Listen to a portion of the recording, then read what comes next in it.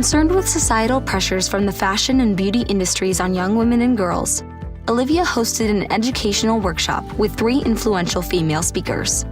She also organized an online pledge encouraging people to proclaim their self-love, which now has over 140 signatures.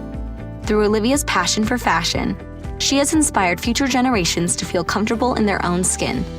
I'm going to be a fashion major when I go to college, and so I really wanted to tie that in with the project that I was going to do. I hope that other people can see my love and my drive for the things that I do and can feel inspired by it in a way that they don't have to hide the things that they love, even if it's just something as simple as fashion design. But everything that can stem from that is such a big deal and can affect people in such a big way.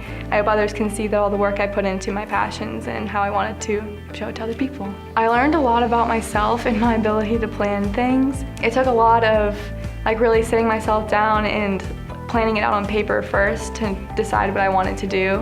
And I also learned that I really love public speaking a lot because I spoke for a majority of my own event, so it was a lot of fun. My name is Olivia Lake, and I'm a Gold Award Girl Scout.